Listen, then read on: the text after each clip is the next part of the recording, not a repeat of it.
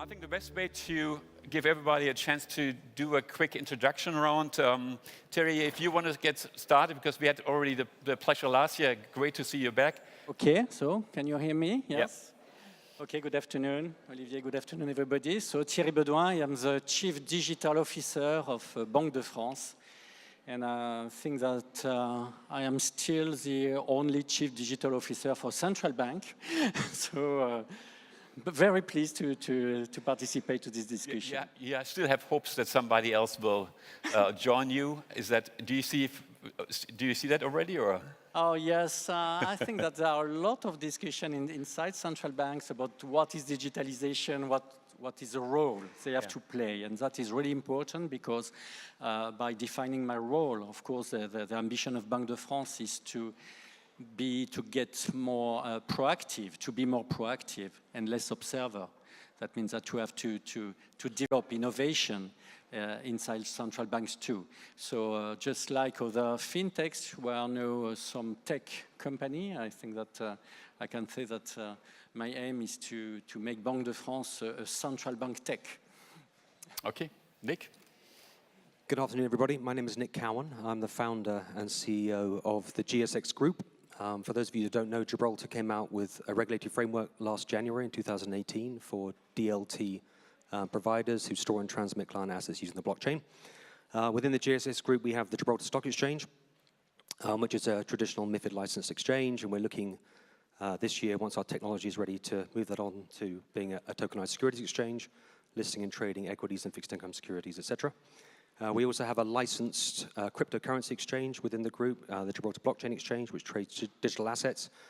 And we also have a technology company which we established last year, which was really, when we were looking at the technology available for tokenized securities, we had a choice of private networks or public ledgers, and we didn't think that really anything met our regulatory and compliance requirements to operate a regulated market for tokenized securities. So we effectively developed our own, and we have 40 blockchain developers in that company. We have about 120 people in the GSX Group in Gibraltar, the UK, Hong Kong, and Singapore. So we have quite a big Asian presence. Good. Luc? Good afternoon. Luc Falempin, so the CEO of Tokeny. Tokeny is a Luxembourg-based company, and we help mid-cap companies, funds, asset managers, investment banks to represent assets on the blockchain. So we provide end-to-end solutions, technology solutions to issue, manage, and transfer tokenized securities. So my name is Thibaut. I'm the CEO of LiquidShare. So we are here with the team to transform the finance, start leveraging blockchain to effectively simplify and fluidify the transfer of property for SMEs. We have been funded 16 months ago by a large institutional player like Euronext, Euroclear, BNP Paribas, CACEIS, Crédit Agricole, CDC, IFS, and the problem statement that we are looking at is very simple. When you look at the SME market, either you are not listed and then everything is on paper and manual, or either you are listed and then you end up in a very convoluted infrastructure when you are small. And when we looked at this paradigm, we did find out that there was a specific space just in the middle between the very small one and the one being listed, a very focused infrastructure for SMEs. What we've done right now is we've built the software. We are at the beginning of the first version, and we did a test with Euronext, brokers, FIS, Ulink, and other brokers and custodian to effectively test this new environment. And as it has been successful, we are now moving tomorrow to a marketplace project with the aim by the end of the year to be in production with a portion of the 400 ISIN which are today listed on Euronext and which are going to move by waves into our new environment. And Thibaut, I think if you look back at 2018, it was with the whole ICO market winding down. I think I think only few ICOs were successful at the end of last year. I think the whole market capitalization of the crypto asset went down from 650 billion end of 2017 to, I think, 120 billion roughly, depending on the day. So are we going to, what's your prediction? Is 2019 a transition year that we are looking from a market infrastructure, getting ready to move into a more regulated security and asset token? Or how do you see the market looking at those assets will shift out of a really not so much regulated market, and all the regulators are pushing everybody in that direction? How do you see that development in 2019? Yeah, I think a little bit like your mega trend, and basically it's going to shift two ways or both ways. Effectively, as you mentioned, some of the crypto player will go into the more regulated way, and on our side we are coming more from the traditional space, and we're starting with the most difficult. Because basically, we are starting with the most regulated environment, which is a listed stock in a normal infrastructure, and basically deriving that flow from the stock exchange to a new infrastructure, but still under this very regulated environment, with the idea to create a blockchain which is really waterproof and fully regulated, so that we can move then into not only the SME listed, but as well on the side which is unlisted, and then being able to fluidify and simplify this market. But are we not replicating what we have today in the traditional world? And so why should I do this? I'm provoking now. Why should I do this as an investor? Why should I move my assets on your platform? What's the Thanks, Oliver. motivation? Huh? I think if you're an SME today and you just move to the stock exchange, two things happen to you. The first thing is you are effectively having a broader base in terms of investor, but the reality is you can't really. There is so many intermediaries in the chain, you can't really know who are your investor. Okay, so that's the first thing. And the second thing is, as you have many intermediaries in the chain, what happened is there is a lot of friction cost. So the reason why they are moving to us is because out of the 6 settlements, we are divided that by 2, and removing a lot of settlements, so less friction cost, which obviously helps for liquidity. And then the second space is the fact that natively we'll put a transparency in. So when you do the move to the stock exchange, suddenly you will not only broad base your investor, but you will know who they are. So that's the 2 biggest advantage why we're doing that. Actually, it's an old problem. Okay. Was waiting for a solution. So, look, what's your view on 2019? Are we moving in that direction as Thibaut outlined?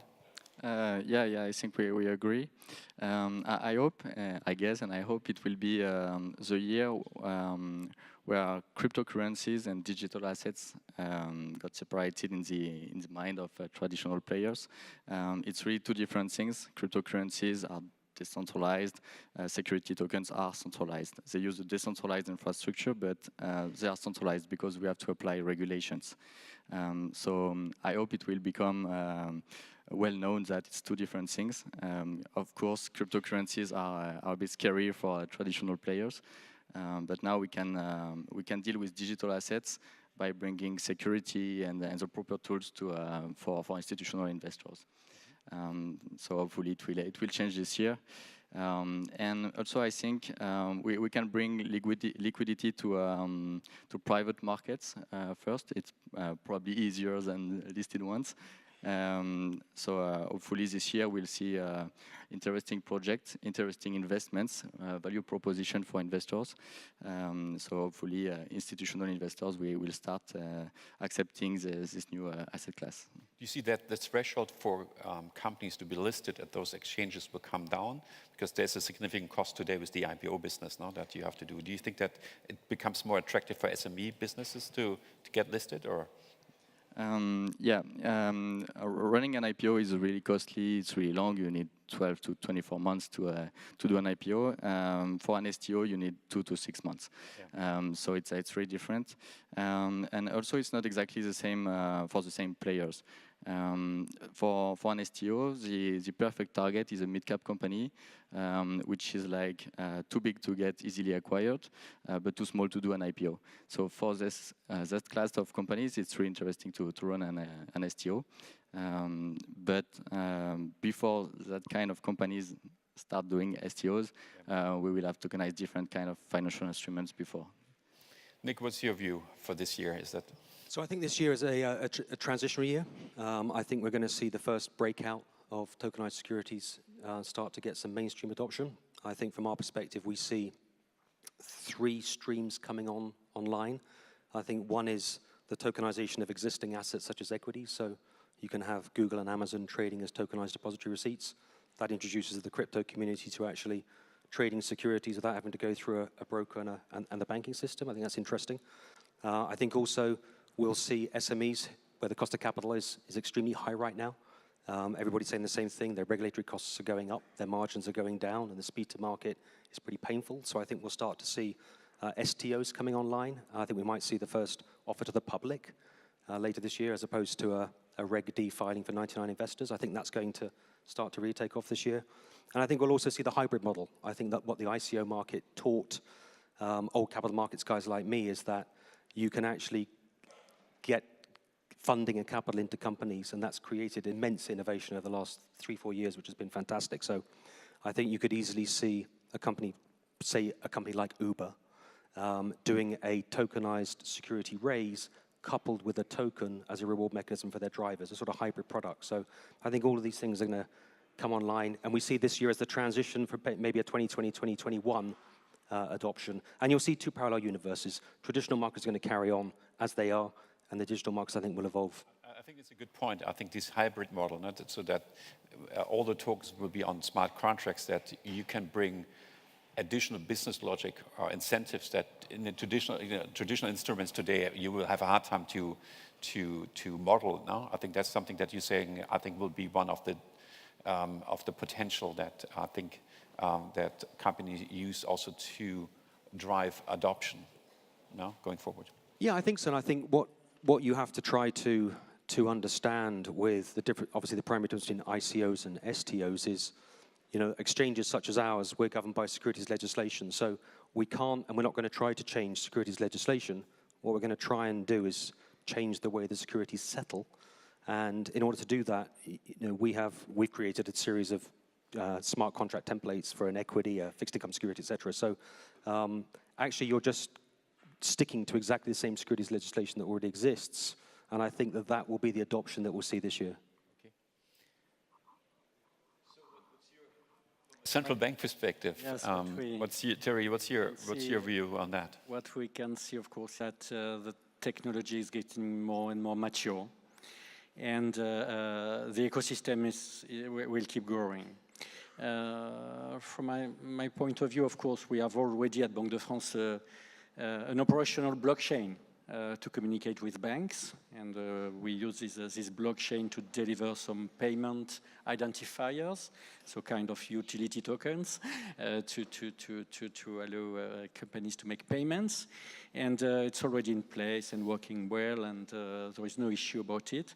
What we can say that, in fact, is that R&D on this topic of blockchain is going very fast, and new features, new capabilities are coming on. And especially regarding everything that was missing in the blockchain. So first of all, scalability, confidentiality, but also better user experience for the final users. And it's a real good point for the new projects. Maybe the hype is not so high in blockchain projects in terms of press coverage this year. But in fact, a lot of projects are in preparations.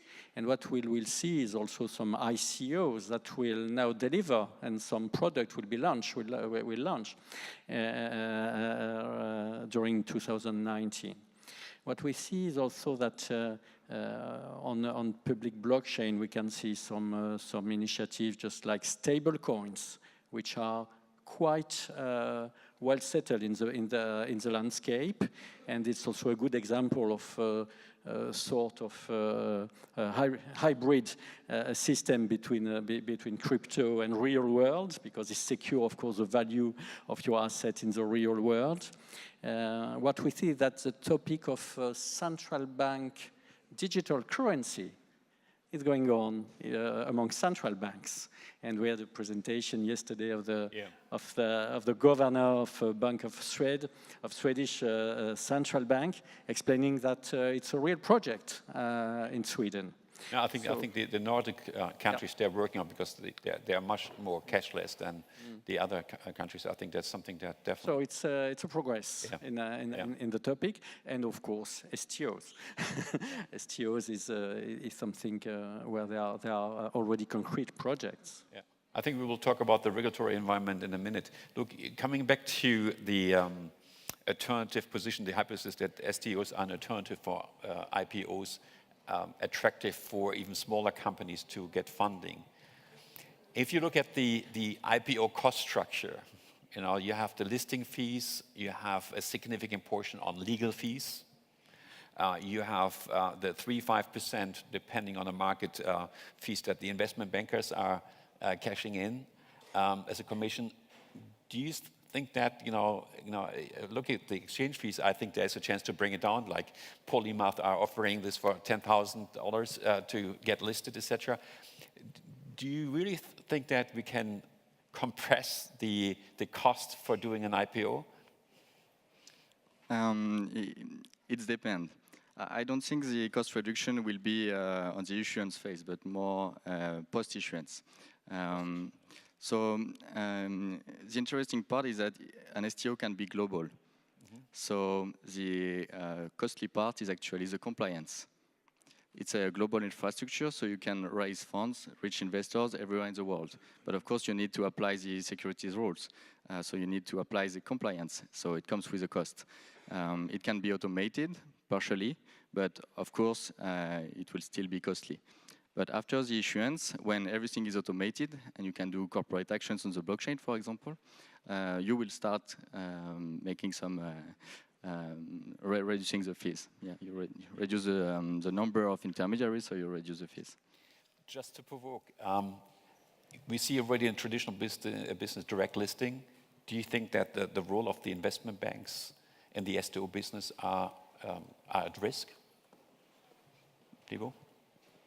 I think we are looking at that more in two ways. I mean, in a different approach. I mean, the approach we are having is right now is refocusing on the secondary market. Actually, funny enough, so that what we are saying is, a STO business can be as successful as you have a good secondary market.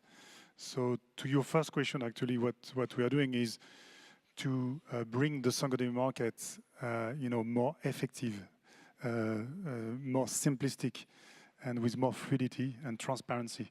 So as soon as you have this secondary market, and that's really the main target that we have this year, then it should help then for the primary market, because they know that they have a secondary market where things can go on and having a bit of liquidity. I think most of the issue you can do the best STO in the world, but then if you have your security token and nothing is happening on it, it doesn't work. So our approach is first the secondary market, even heavily regulated like we are looking for, and then more the STO market where we are in discussion with different stock exchange and different STO as well provider.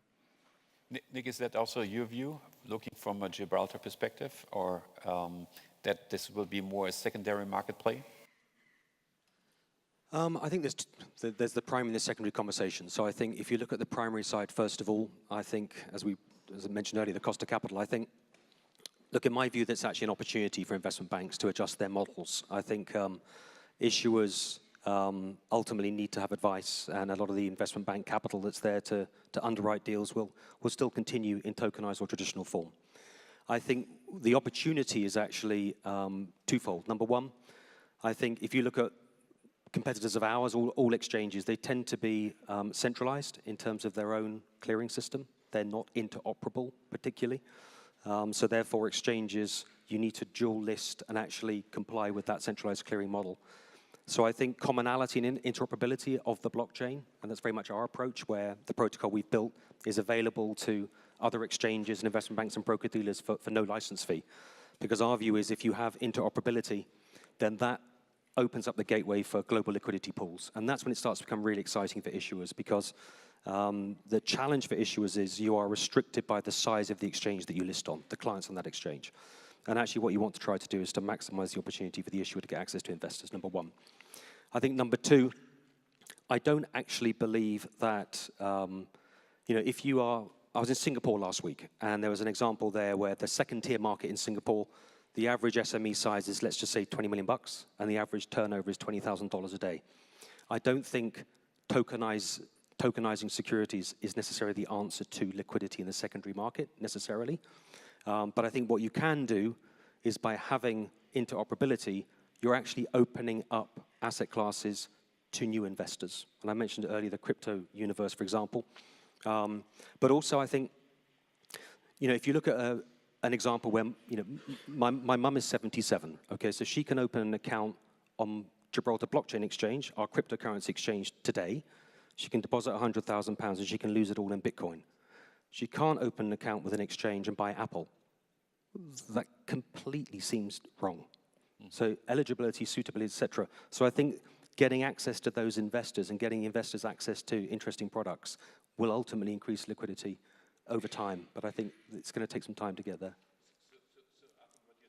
I think for me, two key learnings is one is the interoperability of smart contracts at the end between the exchanges. That means that there's still a long way to go to standardize that. Very complex.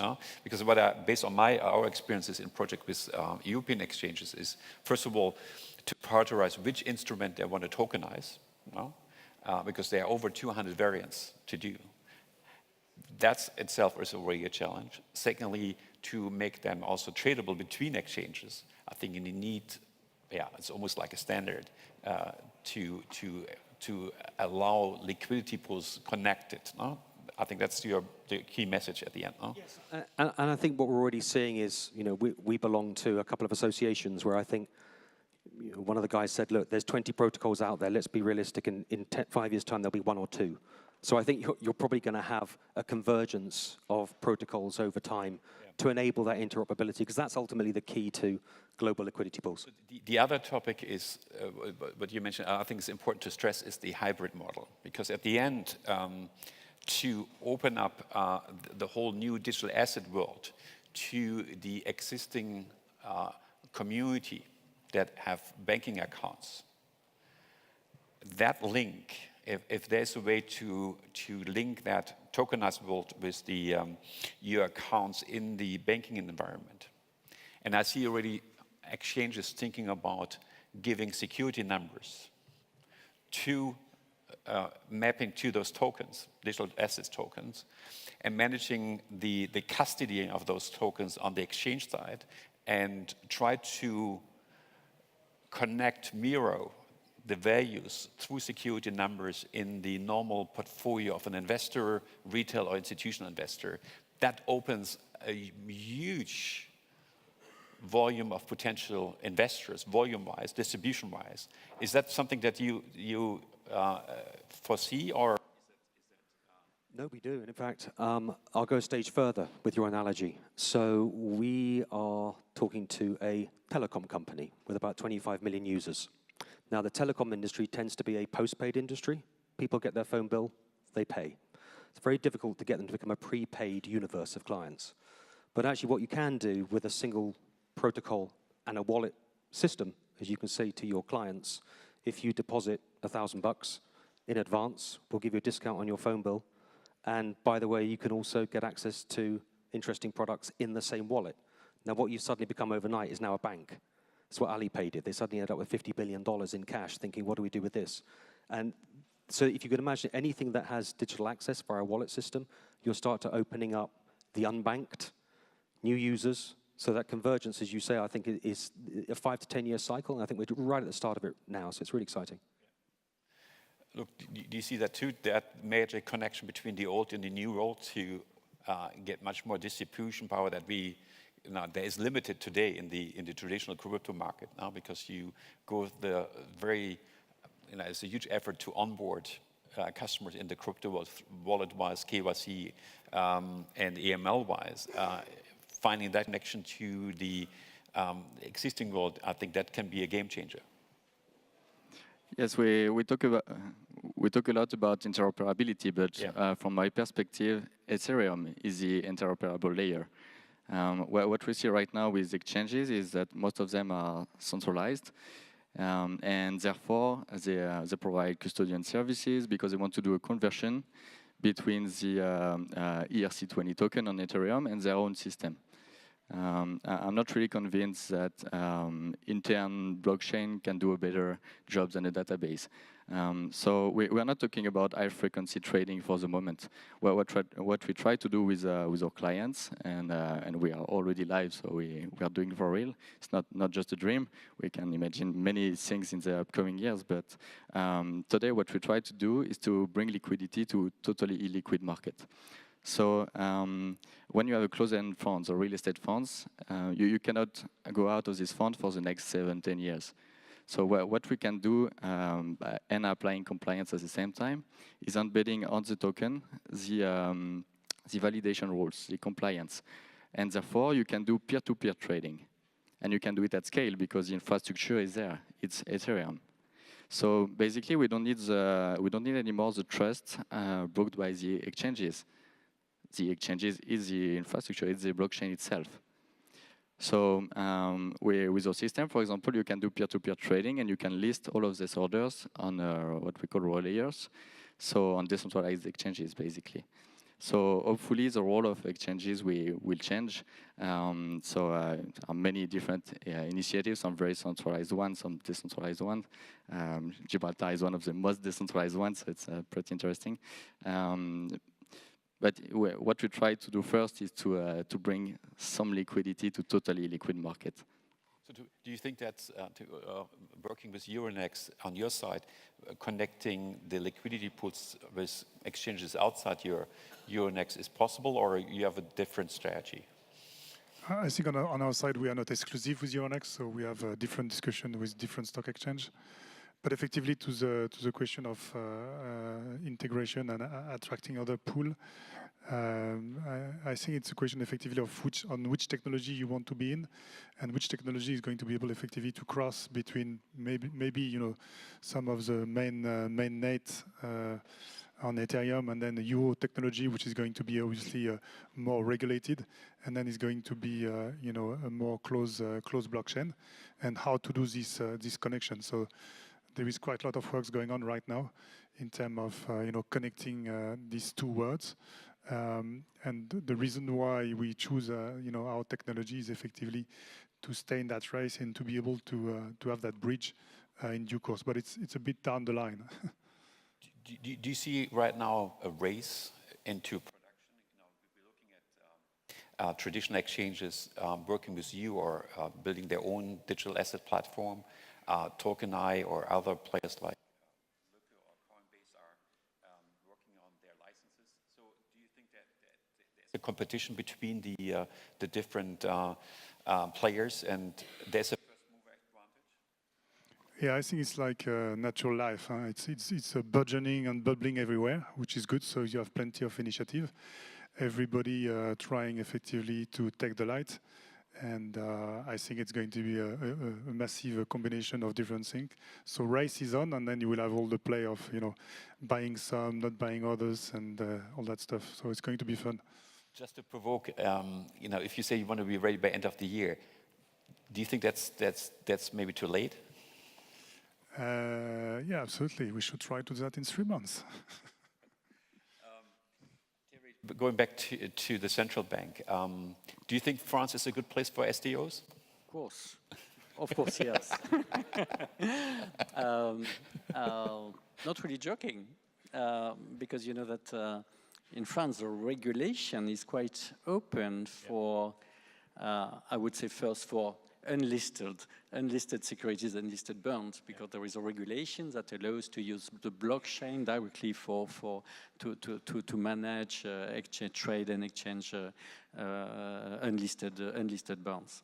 So I think it's a large opportunity, of course, to make this market more fluid, of course, and more dynamic. And that is really important. And everything in the regulation is done to help that. That means that the right of property can be done coded in the blockchain. So it's really an added value to the system. So it's a really good regulation and open up opportunities for new players. So, but of course, on the listed securities, of course, this is a traditional regulations that apply. And this regulation is really different regarding the different countries, regarding the different instruments. And of course, probably this is a longer way to have something real visible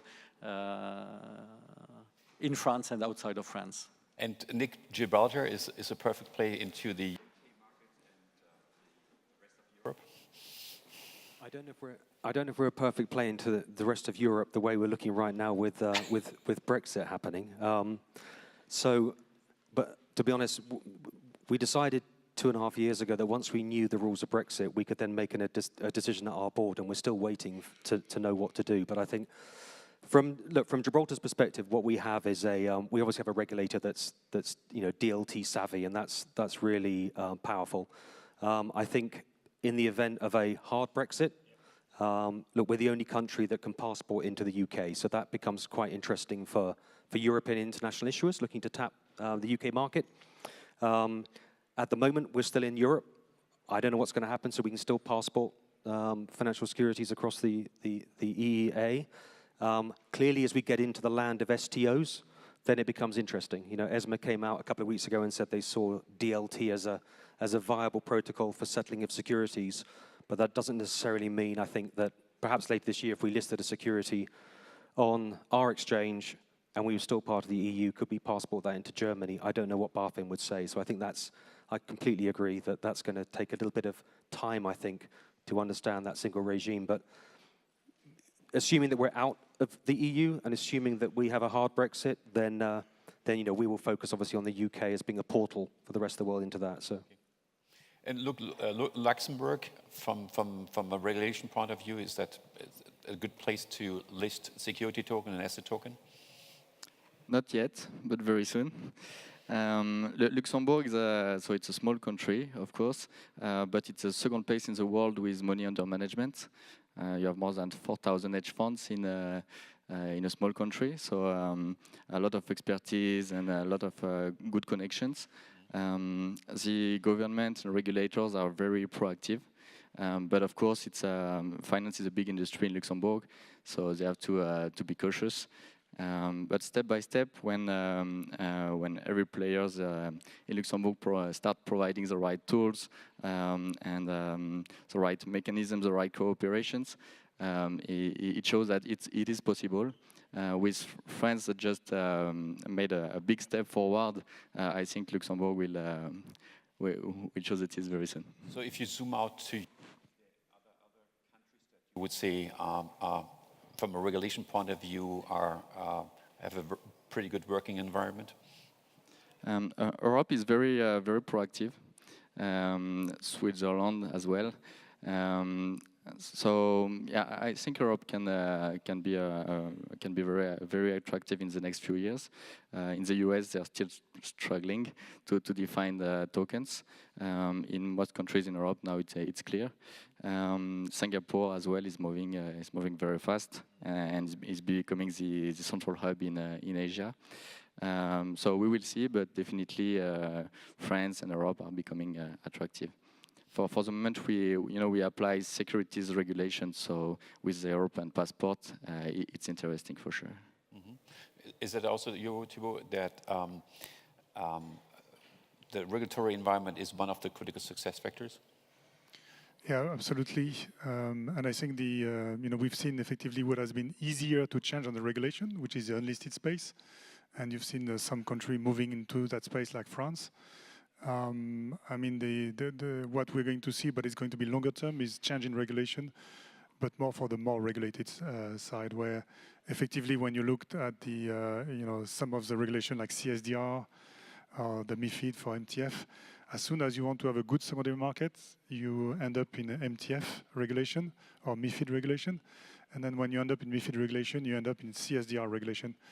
And this one is very complex and heavy. And sometimes you would say, well, for tokenized illiquid assets, especially when it helps a real economy, maybe we could have a different regime and something which is lighter in terms of regulation. So I do see some more changes coming to help and to foster even more.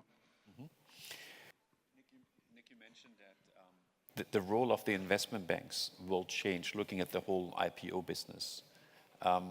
What kind of role they will play in this tokenized world? What's your view on how this maybe will change? I think there's two ways. I think number one, so for example, the investment banks we're speaking to about coming onto our protocol, they see an opportunity to increase their revenues by having a new range of products which they can advise their issuers to utilize. I think that's number one. I think secondly, they can see efficiencies that will reduce their costs. I mean, for example, you mentioned MiFID II. We're governed by MiFID II. So in designing our technology, you can imagine the implications of pre- and post-trade reporting with MiFID II on a tokenized security listed on an exchange such as ours. It's incredibly complex. And at the moment, the way the market works is we push information to our regulator. And if I don't push that information to our regulator, the regulator slaps me on the wrist. Actually, what can happen is that you API the regulator into our ledger, and the regulator can pull the information they need. So there's a lot of efficiencies which I think can be driven through by the technology period. And I think that starts to, A, increase margins, but also, B, increases the product range to the investment banks. And that's why I think they're starting to get very excited. The challenge for these banks is how quickly can they move? There is a little bit of a race going on, I think. And also trying to make the decision whether they build their own, which I sort of term as, so you're going to replace your existing legacy system with a new legacy system, or perhaps coming onto some type of global protocol which leads to consensus and adoption. I think that's ultimately where I think it goes. And do you see more tier one investment banks are now try to get into the business, or 100%? Yeah, the bigger ones. Okay. 100%, and they're all at that. I would say right at that cusp of making the decision about which direction they go in. And I think, look, at the end of the day, we all have the same goal and the same obligations, which is investor protection, KYC and AML compliant, regulatory reporting, complying with legislation, et cetera, et cetera. So as long as you can overcome those things, which I think now the technology is there to allow us, then I think you're right on the brink of progress. Mm-hmm. Okay, good. I think I'd like to open up to the auditorium for questions, because I think we shared a lot of content and insight, and I don't know if we have a microphone over there. I think somebody's coming, and yeah, like to open up for your questions, because I think anybody has a question?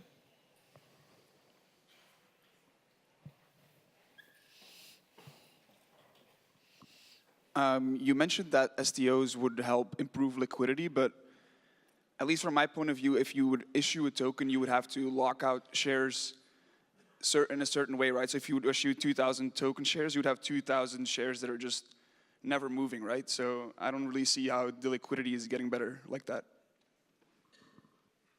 So the liquidity is getting better because you can share value on the blockchain, you can transfer value on the blockchain. But of course, you will need to be visible. And when you will have thousands of tokens, it will become very hard to be visible. And that's why the distributors channel will not change. As an investor, you will still continue to go to your bank and ask for good investment products.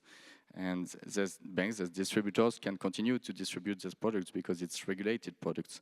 The only difference is that between the issuer and the investors, you will not have 10 or 12 intermediaries. You will have one, the distributors. And sometimes the distribution can be direct.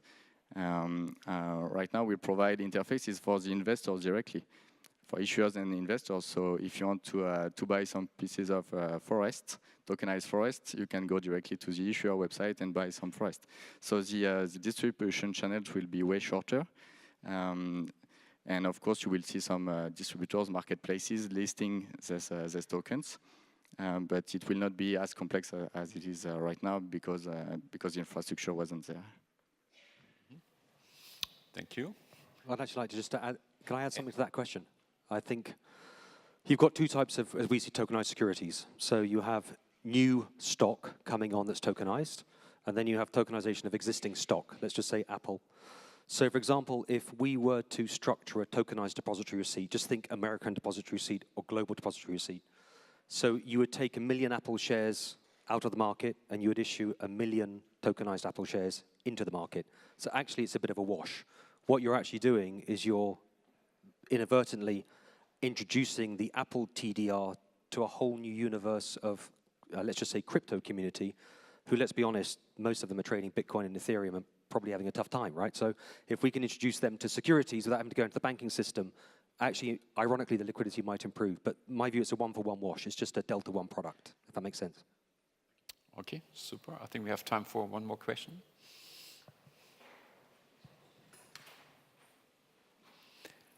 Okay.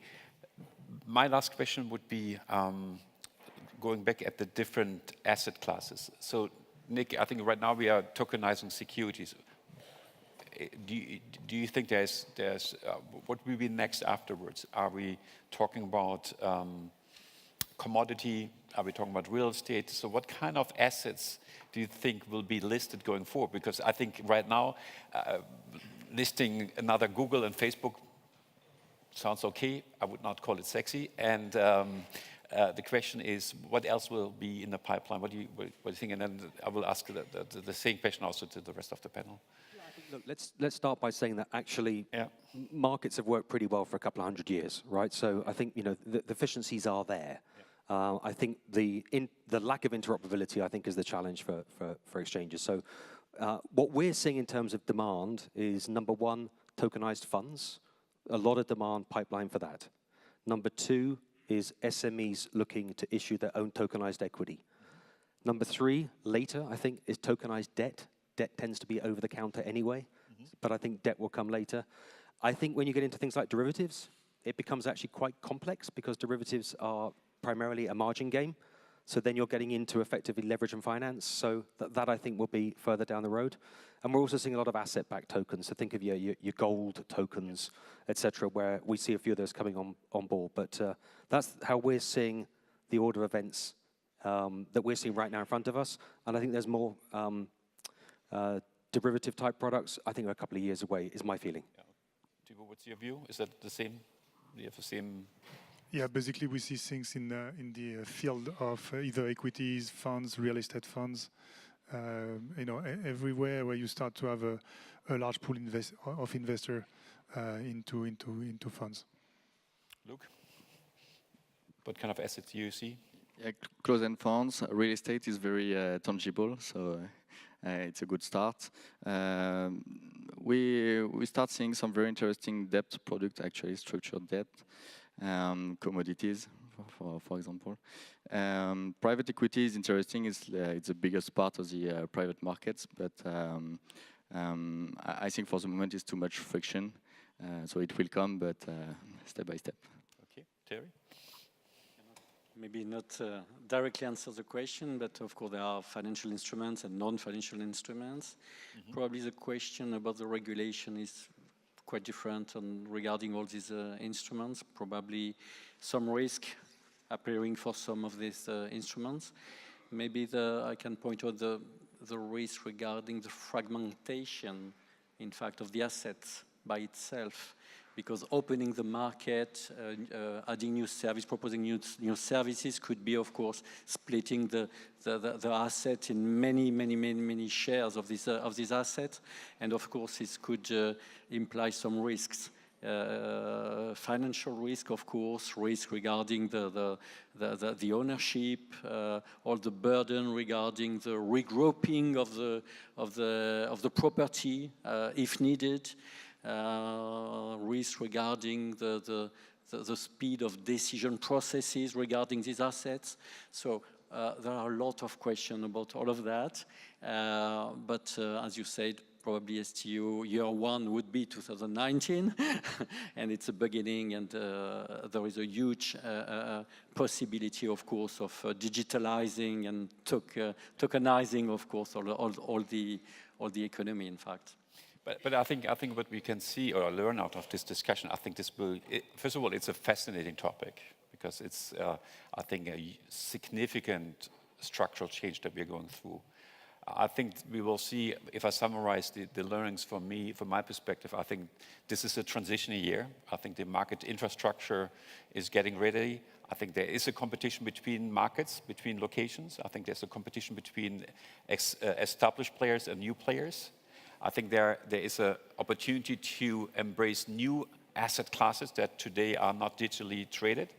I think beside the security topic, I think it's opened up also new ways of funding for SME business.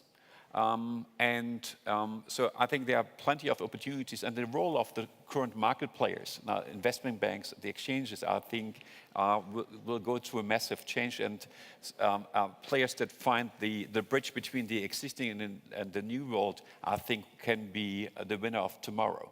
So I think something that I think we will watch carefully over the next 12 months, and want to thank the panel for all the insight, the information, and ask you for a big round of applause.